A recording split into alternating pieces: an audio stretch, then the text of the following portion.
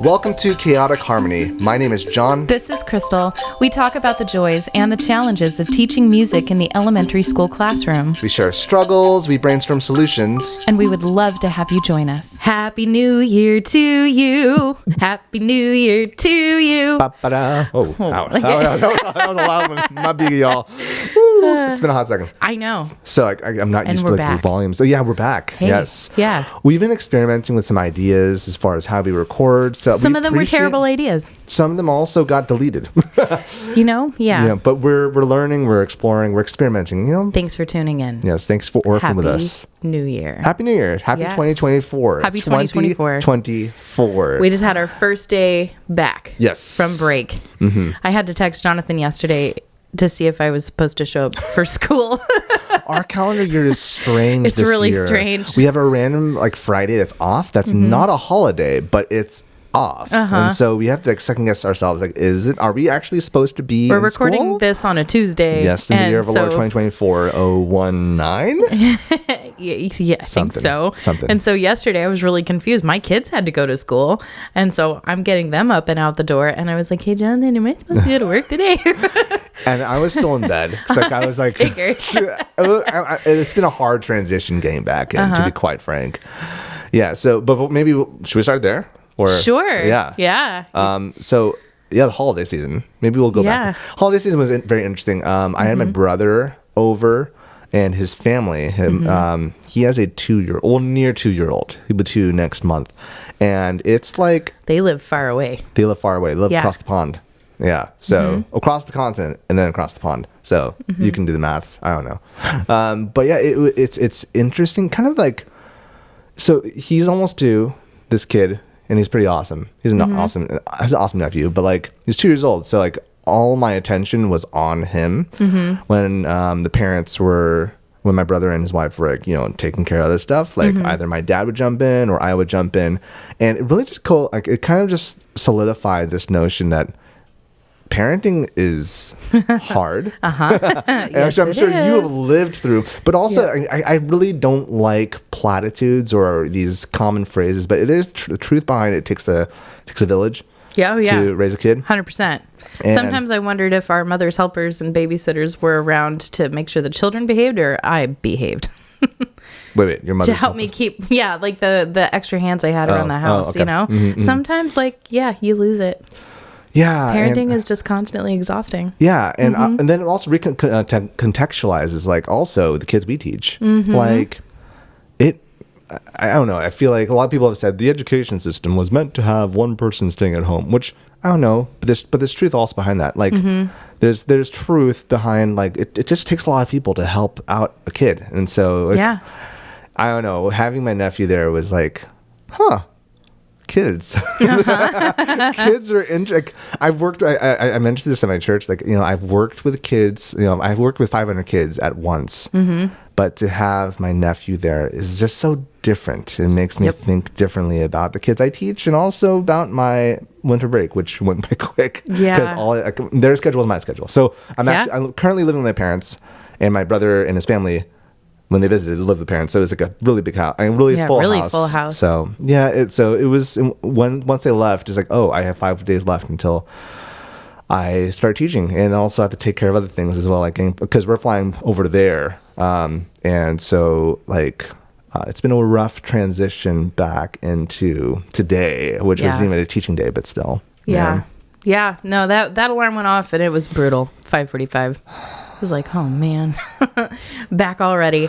So, but I at the same time I'm ready. Okay. I feel like I spent the first week of winter break sleeping. Yeah. I was exhausted. Yes. Yeah, and probably would have hit burnout if we hadn't had a nice long break. So. I agree. Yeah.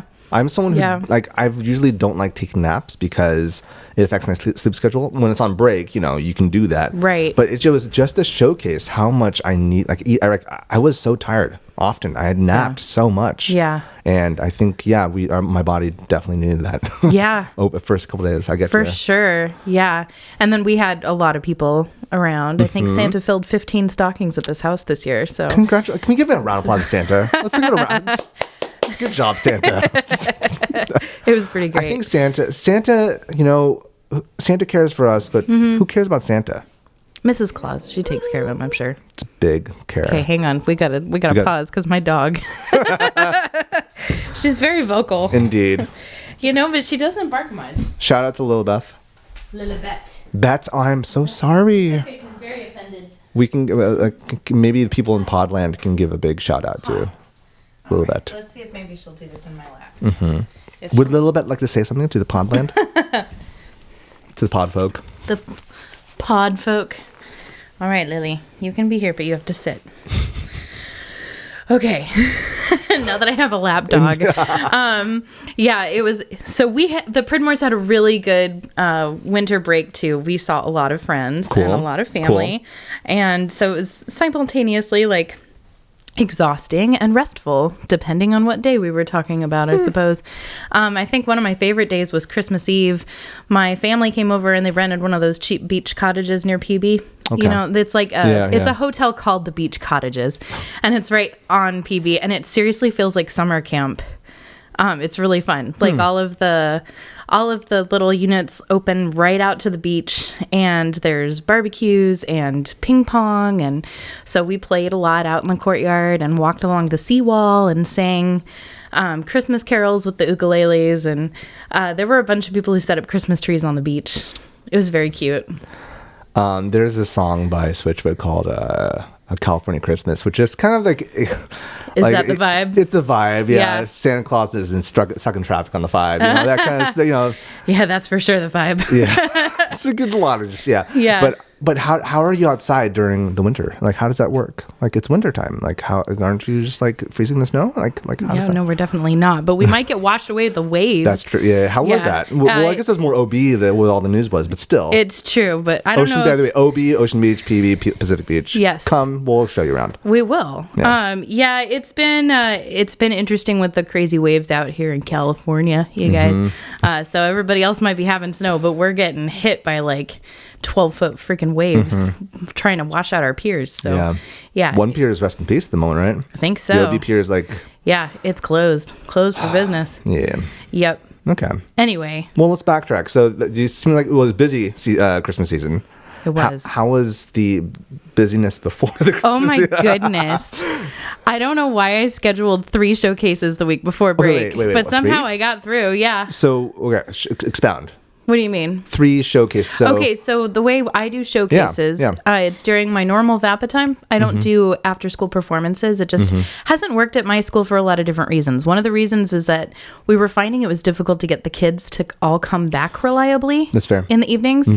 Transportation is an issue for quite a few of our families, and with work schedules, it was just, I just couldn't count on the kids being there through no fault of their own. So we found that it was better for everybody if just during their normal VAPA time in the morning, immediately after the first bells, so that if parents wanted to, they could just stay a little bit past drop off, and then they'd only have to take like an hour off of work instead of multiple hours. Okay.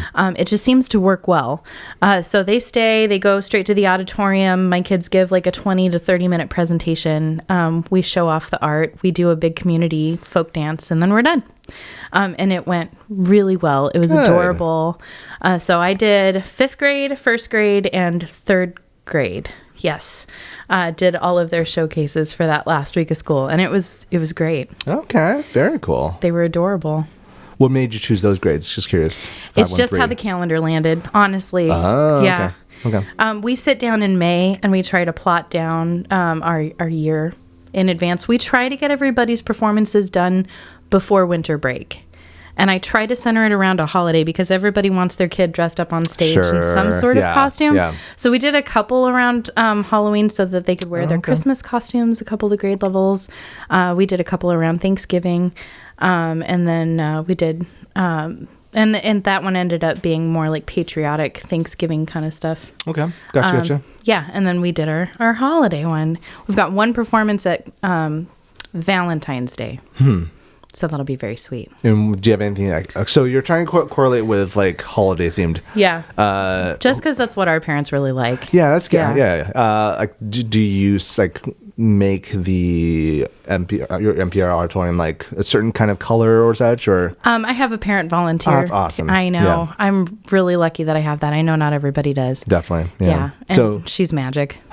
She makes it happen. After Valentine's Day, do you have another holiday themed? Or? No, I'm done with performances until graduation after that. Gotcha. So yeah, promotion. Yes. When did that happen? I don't know. When did it happen? I mean, I graduated, but like, the promotion just feels so corporate. It just feels like, oh, congratulations, you get a raise, literally. You get more homework. It never occurred to me, but that's really funny. It's just awkward. But anyways, yeah, Q4 is hard. Mm-hmm. Q4 is very hard. So it is. But also maybe we'll see you in the VAPA showcase. Yeah, I sent in my little form today. Okay, so cool. Quarters 3 and 4 for me are all about my Orff ensemble. I really give them my full attention then. So yeah, cool. Yeah. My kids brought down the house. It was great. Dope. They're so cute in their little Christmas sweaters. Just cracks me up.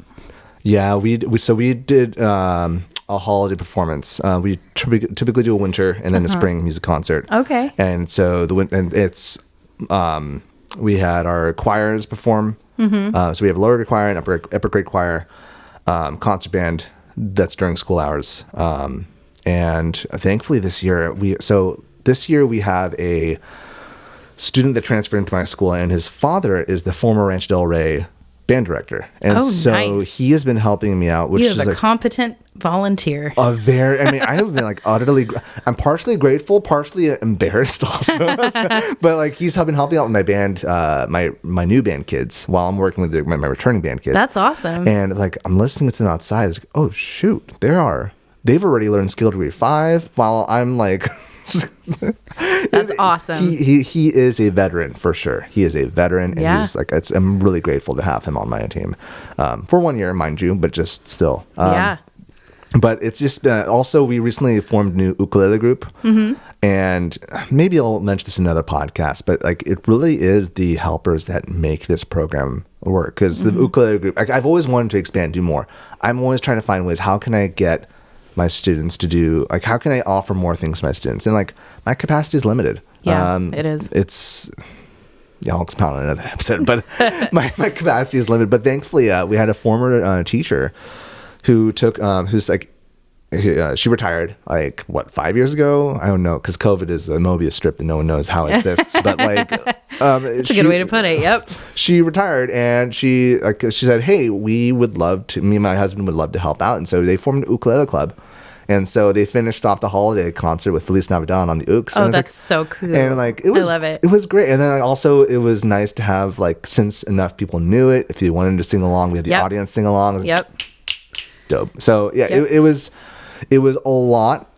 This is the biggest, also soloists who want to do their own piece. I've always given them opportunity. Hey, if you want to learn, if you want to sing or perform a piece, you're welcome to do that. It's on your own time, but like, get it ready. And so like, it was again, another episode, but it was a big ordeal, and there's a lot for me to chew on. But we did an evening concert on the second to last Thursday, and then a Friday concert for the students. Nice. So and then the week afterwards, that we just have a little party for hey, you did it, we did it, guys. Yeah, you were smart about it. I apparently just wanted to work really hard until the very last day of school. Well, one thing that really, this kind of thing has been happening since I was first at Casilla. So they've kind of I've kind of figured out what works with my community and what doesn't. Yeah, for sure. Similar to how you figured out what works with your community. But like, one of the things is also like, if it wasn't for my VAPA team, like, they were the ones that helped me out. And so like, they happened to be the week before I was there. Yes. Yeah. You can't be a one-person show for this kind of stuff. No. Yeah. And so, I mean... You're not going to put 200 people on a stage by yourself. It's just not going to happen. No. Yep. I attempted and failed miserably at that years ago. Yep. Yeah. I had to sploot right on my face in order to figure that out. Yeah. I'm thankful for my VAPA team, especially since one of them has been undergoing some health concerns. So like, she still helped out all the way through. It's like, But that's awesome. Yeah, it's really the community, similar to my nephew. It takes. Yeah, I don't like. We're not meant to do stuff alone. We cannot do great things alone. We cannot do great things alone. Ooh, yeah. Write it down. Make a T-shirt. I like that. Yep, it's so true. Yeah, it is so true. I had something I was going to say. What was I going to say? I can't remember. It's about chickens. It's not about chickens or nuggets. Dang it. It must not have been that important. Or, I mean, we're just getting older. Yeah. We're just getting older, and there's That more too. things that are just saturating our brains. I have back to school brain too. It's not it's not helpful. Okay, anyway. So that's how things wrapped up. Let's move on. Do you do the thing where you pick a word for the year? Ever? And you have like a vision for which direction you want to grow? Not so much a word. So Okay. our staff meetings today, our principal talked about like, what is the idea? What's the goal you want to, like, because first off, we reflected on the word we had for the year and back in Q1. And I have no clue what it was. I'm sorry. So I lost that paper. I feel like it was intentionality, probably. That's a very Jonathan Seligman word. That's a good word. I think for me, it's both, I didn't want to coalesce into one word, so it's kind of like, I forgot what I wrote down, but it was community based. Okay. And also it was refinement. And so just again, the element that, as we mentioned, we can't do great things alone. And I think the Winter Music Concert really showcased that. And right now we're getting ready for a variety show. Yeah. And even though it's not a performing group, it still is a lot of stuff, a lot of like, we're doing our auditions tomorrow morning. And tomorrow after school. Like Okay. the first day we get back, boom, boom, boom. Yeah. And Ready, set, go. Exactly. Yeah. And so like, we can't do this alone. How can I make sure that I get off my pride horse or get off my introvert horse? Yeah. And I don't know what they're horses, but they're horses. And just like, how can I reach out to people to help us out to do this stuff? So, and also, how can I reach out to make sure that the rest of my school community, my students, how can they also have a voice as well to play a role in this? So that was kind of what I wrote down today during our staff meeting. How about you? I like it. It's funny. Mine's kind of similar. Okay. My word is curate. Curate. Okay. Expound. Well, I've always loved the idea of curating, your library collection at home or the art that you put on your walls. I started thinking about it years ago when I was thinking about showcasing my photography, to future clients. It's like, what do I want them to see first? And I think about that when I am putting, student work on the walls. I really want to display the best of the best. And I've been thinking a lot about how the last few years have just been so packed in a lot of ways. I feel like there's just been a lot of extra junk kind of thrown into life. Okay. And it's a lot of extra stress and it's extra mental energy. And I've been tired a lot and my health has suffered. And so I just want to kind of go through and get rid of stuff that's not serving me. Okay. Yeah, it doesn't make me feel good.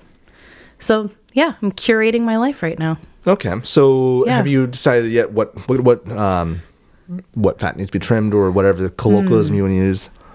Not entirely. No, but I'm trying to focus more on doing the things that really feed me instead. Okay. Yeah. So less about the purging process and more about The focus. yeah. Okay. Yeah, really honing in on what brings joy. So what brings joy to Crystal Pridmore in 2024? Right. Connection. Connection. Okay. Yeah, connection. Making space to be creative. Okay. As a teacher, as a friend, as a member in my community, we all have our own unique things that we give. And how do I get to be creative in that giving capacity? Because nothing makes you feel better than giving of your own unique gifts, you know? Definitely. Yeah. Yeah. I feel like as teachers, or at least as art teachers, we try to have our students in that mode. But the question is, do we give ourselves that space to also be creative and offer the gifts that we do, not just to our students, but also to our community? Right. 100%. We did a really sweet activity that our new principal came up with. It was really sweet. She had paper plates that she turned into necklaces, and we all had to wear them around our necks and on our backs. And then she played some nice positive music while we all wrote affirmations for each other. Cool. On each other's backs. And I was expecting it, honestly, to not be that deep. But when I got back to my room and I read my plate, I got a little teary. Aww. It was very sweet. What are some affirmations that you received? Oh, goodness. Things like your voice is really soothing. You always make me feel better after I talk to you. Things like that. Yeah. It's just like, oh my goodness. They really thought about that. Yeah. I'm happy about that. That's awesome. It was really, really good. Community is community is so important. It's the purpose behind everything. It's why we wake up and go to our jobs, or at least why I do. That's why I keep showing up, even though this job is stinking hard sometimes. It's a lot. It's a lot. Yeah. But I forget who I was talking to, but it was someone who was just like, who burnt out. I think it was, and I don't know if it was education. This is before break, so it was a long time ago. Okay, yeah. In a galaxy far, far away, but like it was. You've lived 1,000 lives since then. My knees say it. But it was there. But one of the things, that's what it was. Yes, it was. It was a friend of a friend, and they were aiming to be a teacher, and there was just a lot of things that just made them kind of icky about it. And they were aiming for to be a high school teacher, by the way. Okay. So different field entirely. But one of the things I noticed was that she just didn't have a community, and non-negotiable. And it's hard when you're a new teacher, and I can't speak for the high school space at all. I can't speak for and also I don't remember what field she was pursuing. It wasn't the arts. It was either English or math, but it was just different. And there can be weird competition. There can. In teaching staffs. Yeah. I feel really fortunate to be where I am. I had someone who mentioned that like when they really appreciate when the elementary crew comes around because they're always like so positive, and sometimes exactly it depends. But like sometimes, and also it depends. Sometimes it feels like a saccharine kind of happiness. Yeah. But I would say the competitiveness.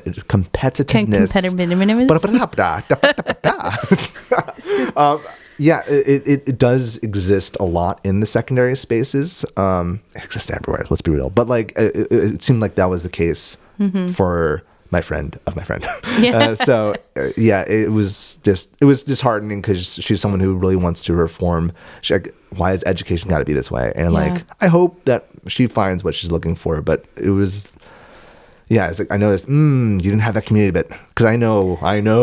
Like my first couple of years teaching, if it wasn't for us, like the VAPA team that was around us, also really my school team as well. They still are an amazing group of people. Yeah. I don't know if I would have survived. You have to have your teacher besties. Yeah, you have to have like a soil that's willing to accept you. Yeah, it's true. Or to look for other. To go with this soil seed analogy, look for the other grass seedlings to grow together with. You're really just digging into this garden analogy. Got to toil that or till that. I tried. You did. You tried so hard. It's okay. Yeah.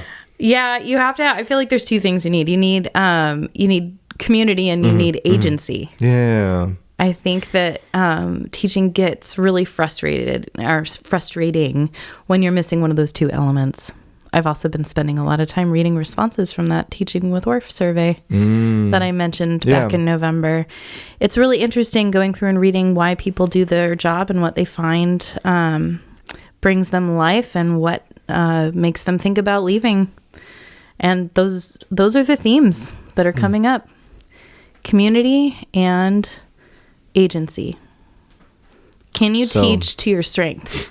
When you say teaching your strengths. Yeah. Do you have the freedom to teach in the way that you feel showcases your own strengths without breaking, of course, privacy and such?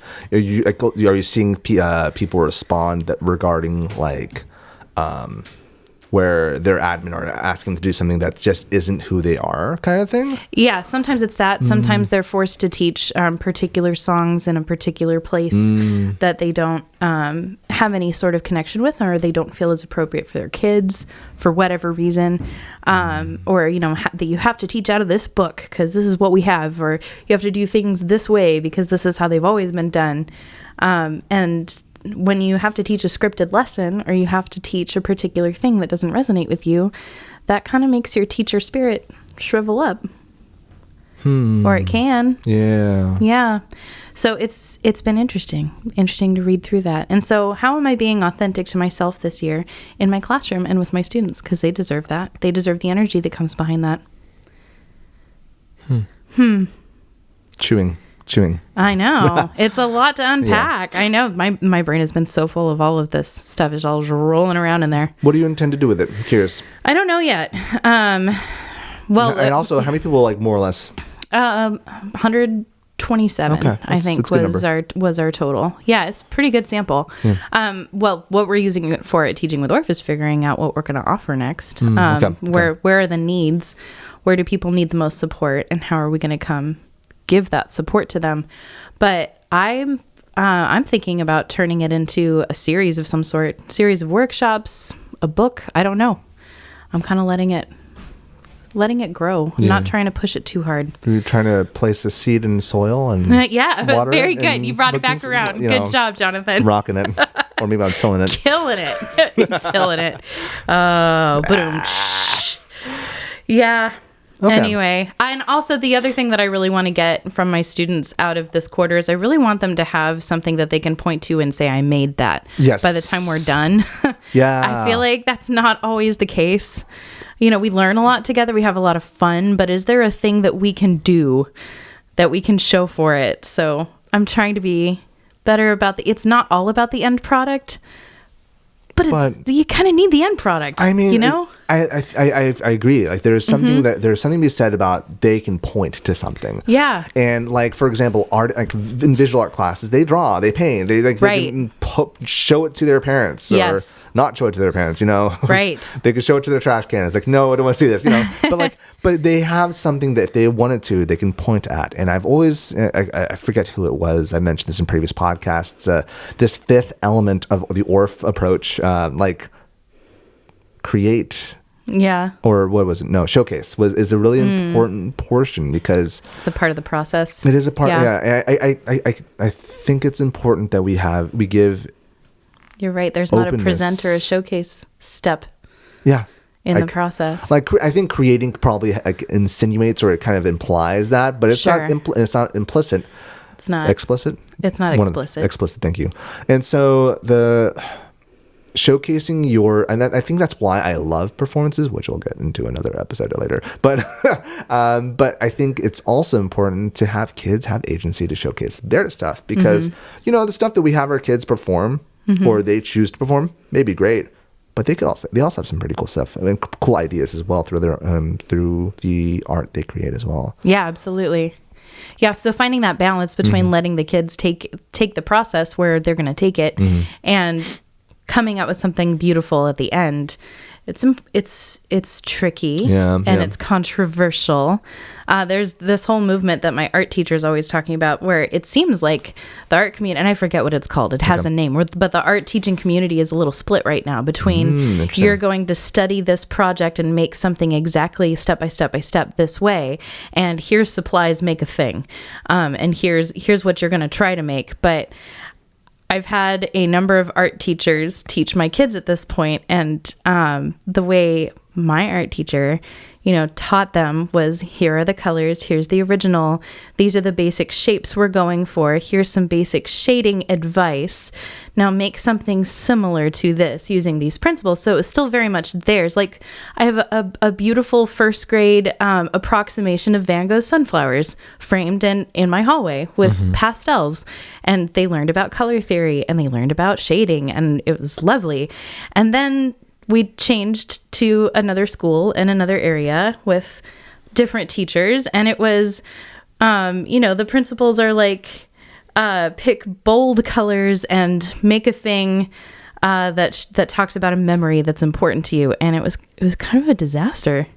I'm not putting it in a frame, So when I get to, and there's space for that. Yes.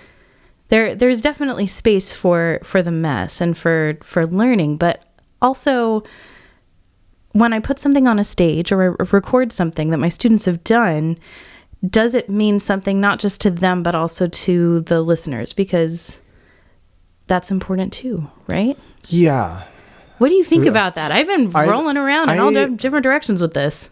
If I'm understanding correctly. Yes. It seems like through I don't want to be reductive, but through reduce away, my friend.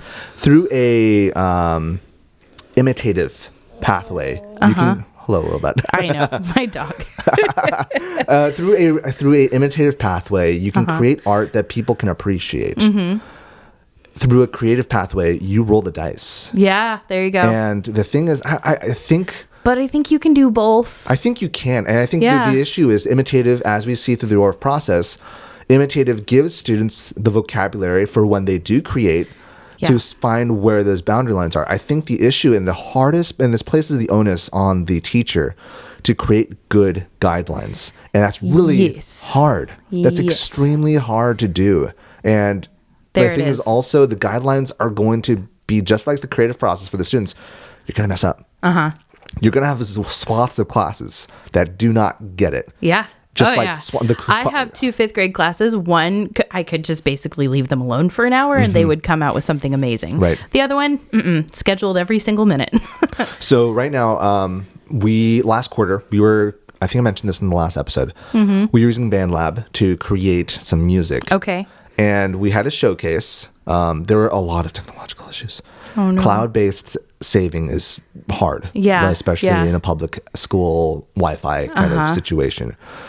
But like it was it was interesting to listen to all this stuff. And like even in my own criteria, my rubric was not strong until probably the 3rd or 4th class. Yeah, you got to figure out all the ways they're going to mess it up. Well, not just that, but also the ways to showcase and have conversations about it. Yeah. And okay, understood. This is during performance week. That's what I meant by it. Okay. Just for clarification. No, I got it. But for like I was putting it in a snotty way, but yeah, all the ways that they're going to misinterpret it. Like, we have to enhance teacher clarity. But also this is during concert week, which is, I mean, again, as a teacher, it's on me to make sure that even though it is concert week, to have it prepared earlier enough so that I can have a good assessment time with the students.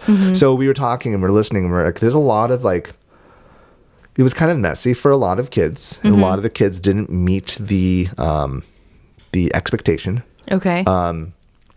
And there were a lot of technological problems where students couldn't save it, or there were some issues saving. But I don't want this just because maybe only 10% did it quote unquote correct.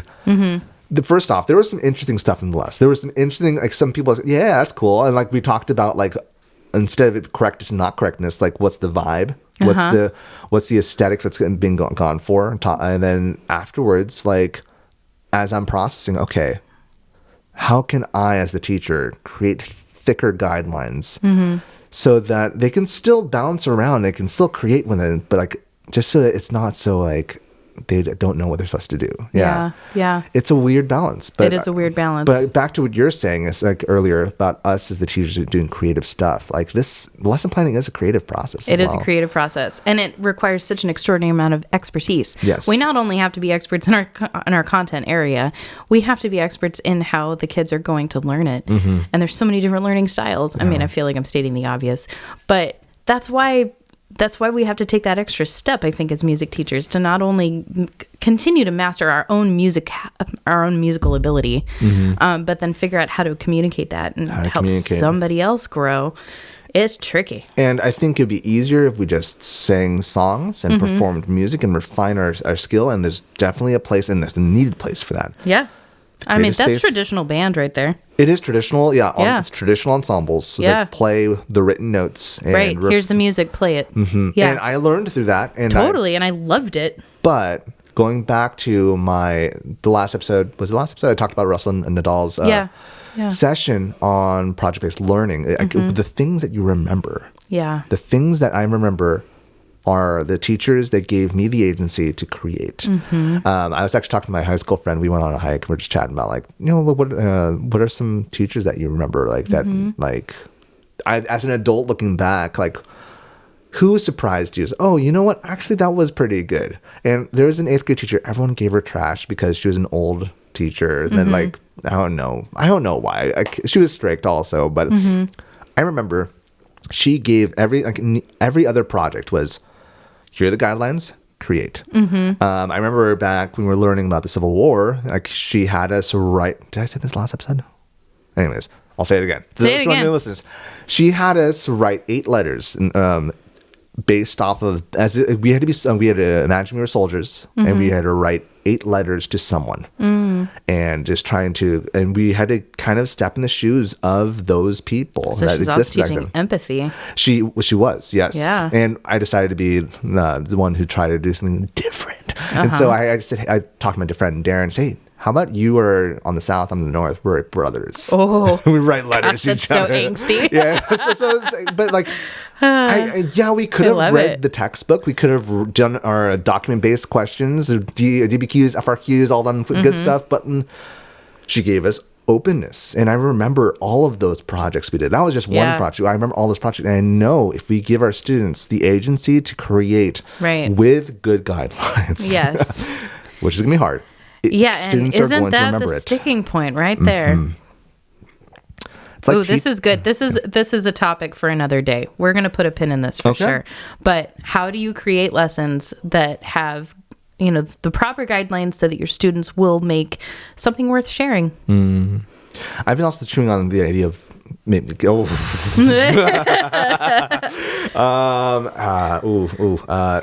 was listening to an episode of Conversations with Pastor Patrick Armstrong. He was talking to a chaplain. I better get his name right because I actually follow this guy more than Patrick. So Jin Park, thank you. And he was talking about the the way people tell stories. In the East, people share stories kind of like, Aesop's fables or Jesus' parables, where it's a story, and at the end, it kind of leaves interpretation to the listener. But even though that Aesop and Jesus and whoever's sharing this kind of style had an idea, it doesn't say, this is my thesis.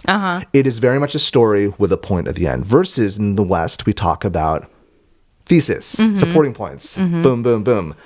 I hope in conclusion, like there's a very formulaic, and he's talking about the both are important, but it made me think about the Orff style of teaching, where it's also kind of you're climbing the mountain, not sure where you're going until you reach the top and you see it at the very end, versus the more systematic, right?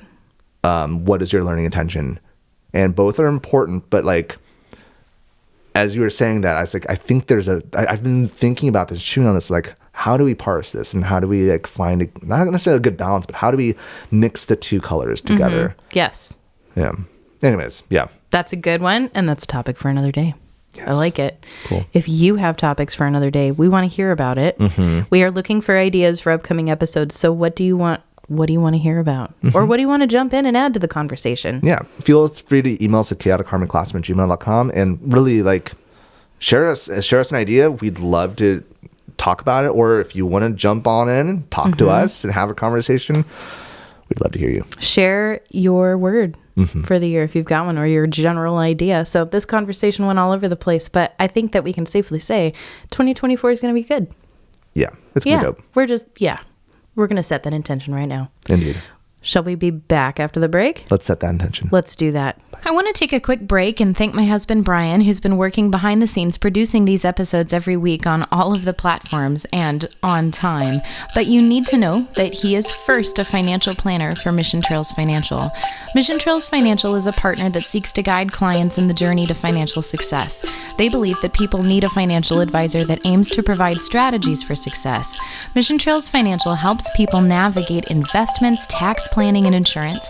Imagine working with an advisor who isn't tied to specific brands. Mission Trails Financial has a fiduciary responsibility to act in the best interests of their clients by providing independent, objective advice. Their mission is to help clients accomplish their financial goals. As Joe Vitale once said, a goal should scare you a little and excite you a lot. Do yourself a favor and set up a time to chat with Mission Trails Financial. Visit www.missiontrailsfinancial.com or call 619-419-0238 to schedule a call. You'll be glad you did. We believe that leaning on professionals is how we get ahead. Check out the program notes for more information. So for our Spiccato, I'm going to show you my favorite thing that Santa brought me. But before you see Santa, I have to talk about some turns. Okay. Yeah. By the way, I'm going to England in spring, and turning left is going to be weird. It is going to be weird. Are you driving in England? I am going to drive in rural England, so it's going to be this. I'm trying to make sure I avoid roundabouts. Roundabouts, because but yeah, speaking of left turns, thank you all so much for listening.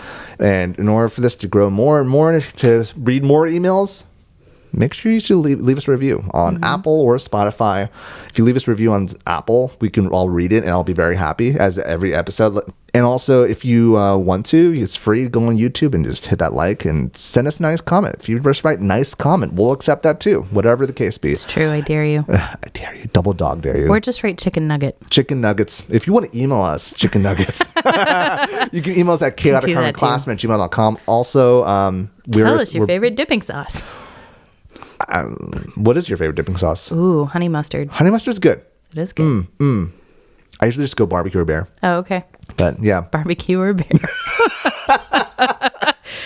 At first, I pictured BEAR. I mean, bear style, I don't know what that tastes like, but, you know. But yeah, also, if you'd like to send us a buck to toss our way, go to patreon.com/chclassroom. You can also go up to certain levels to get some cool merch. But if not, thankfully, this podcast is open to everyone else. But if you're going to do that, just might as well hit that review. So thank you so much. But we have some now back to the right turn. Yeah. Now can I show you what I got? I think it's time for Santa. Okay. So it's on my lanyard. Have you seen these? What is that? This is the world's smallest violin. Oh my.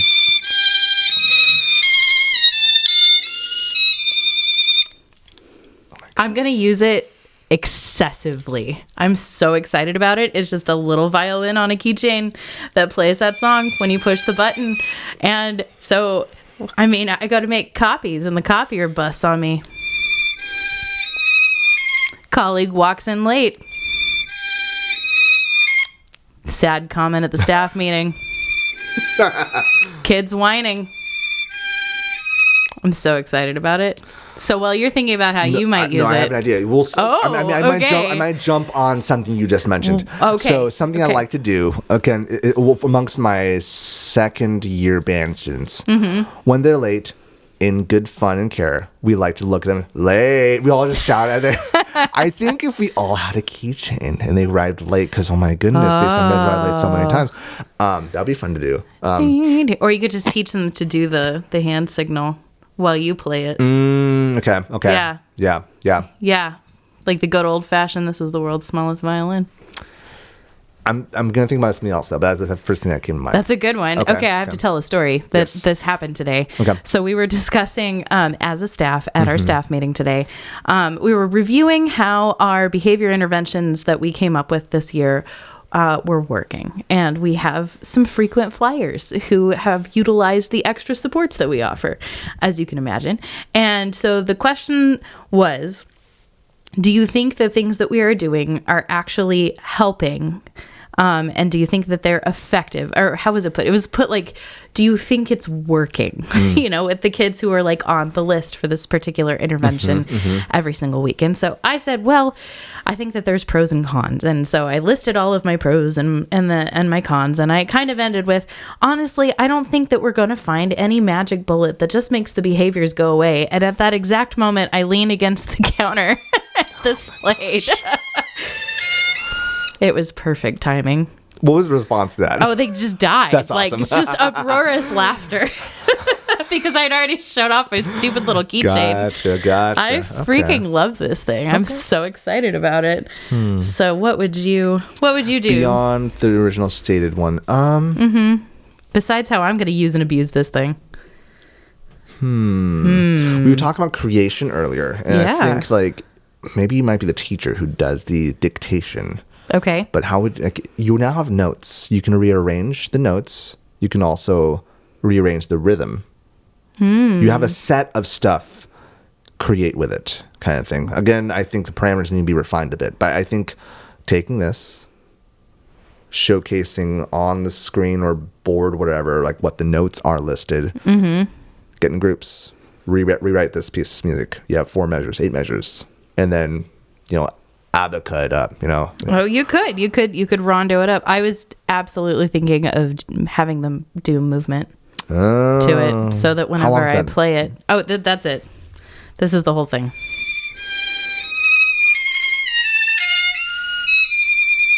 So then, it's 4-bar. Whenever I play it, they just go into their movement. That's awesome. They're gonna hate me by the end of the year. It's gonna be so great. So Okay. yeah. What are your thoughts? How would you use the world's smallest violin in your classroom? Where did you get it? Santa. Oh, It was in my stocking. yeah. I think Santa needs a hug. It was. Santa needs a hug. It was in a little package that said "World's Smallest Violin." Okay. Well, if you ever talk to Santa, I'm curious to It also said know where something it's about from. TikTok. So Okay. I don't know. Maybe it started on TikTok. Does Santa have I don't know. TikTok? Probably, but I'm a little afraid to look it up. Let us know. Leave a comment. Okay. Cool. All right, we have a round of the week. Mm-hmm. Round of the week. All right, so our round of the week is Bele Mama. Mm-hmm. And we kind of had to do a little bit of a deep dive into this, didn't we? We initially found it. It's like, oh, this is cool. And then we started looking at, oh, wait. No one knows where this is from. Yeah, where is this from and what does it translate as? Yeah. Does it mean beautiful mama, like the Italians, Bella Mama, right? Or does it mean something else? And we found everything from, oh, it's from Australia. Oh, it's Swahili. Yeah. You go from Southern Europe to... Northern Australia to Africa. You have quite a mix. World tour. Yes. So clearly this is the universal song. So this is what the internet seems to have landed on. I'm going to read you the little blurb at the top of Mama Lisa's world here. So this is from mamalisa.com, from her blog post about it back in 2011, that it is from Cameroon. Which is close to Australia. Yeah, it's straight above Australia. Yes. So, and this is the quote that she has from a person named Nyango. Bella Mama does mean call mother in my Oroko language and some other languages from the Kumba area in the southwest region of Cameroon. The rhythm, too, is definitely from this region. This sounds like a song I sang as a kid. So, from the Torres Strait. Okay. Yeah. Okay. So also, north of Australia, south of Papua New Guinea. And if you find more concrete information, just let us know. Yeah, we'd love to correct ourselves on air. So. We absolutely would. Okay, so I'm gonna sing it and then we'll let's echo it. Yeah, do that whole thing. Yeah. Did you ever do this one in choir? No, not this one. No. I loved this one. I remember this one. Okay, so this is a fun one. Bella Mama, yay. Bella Mama, yay. Bella Mama, Bella Mama, Bella Mama, Bella Mama, Bella Mama, Bella Mama, yay. And some notated as yay and some notated as a. I'm going with yay because that's what Mama Lisa wrote. Sorry, is it 3 points or 4 points? 3. Okay, cool. Just want to make sure. All right. Echo time? Echo. Bella Mama, yay. Bella Mama, eh. Bella Mama,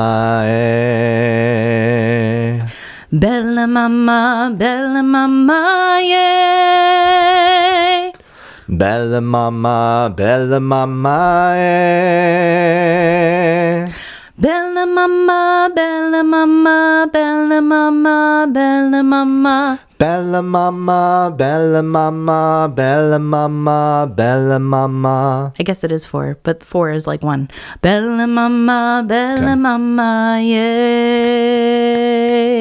Bella Mama, eh. All right, we're going to give it a shot? Yeah. Let's do it. Okay. Bella Mama, yay. Bella Mama, yay. Bella Mama, Bella Mama, Bella Mama, Bella Mama. Bella Mama, Bella Mama, Bella Mama, Bella Mama, Bella Mama, Bella Mama, yay. Hey, nice. Not bad. Okay, cool. Okay. It's a cute little warm up. It's nice. Yeah, it is nice. And it just keeps going. Yeah, cool. Around and around. Round and around. Round and around it goes. Happy New Year. Happy New Year. Crystal, if people want to contact you or reach out to you, where would be the best place? Just search my name. You can find me at crystalpridmore.com and all the things that are attached to that. Cool. Awesome. And you can find me at johnseligman.com or socials at Mr. Seligman, MrSeligman. You can also find us on the socials at CH Classroom or email us chaoticharmoniclassroom@gmail.com. Thank you so much. Bye. Bye. The Chaotic Harmony podcast is a joint project between Crystal Pridmore and Jonathan Seligman. You can find us online at chaoticharmonyclassroom.com. You can email us at chaoticharmonyclassroom@gmail.com and let us know what you think. Give us feedback about what you would like to hear in future episodes. We're on all the socials. Find us on facebook.com/chaoticharmonyclassroom. You can find us on Twitter at @CHClassroom, Instagram at Chaotic Harmony Classroom, and you can even find our episodes on YouTube. Chaotic Harmony is the name of our channel. Special thanks to Bryan Pridmore for his help with production and equipment. www.pridmoria.com.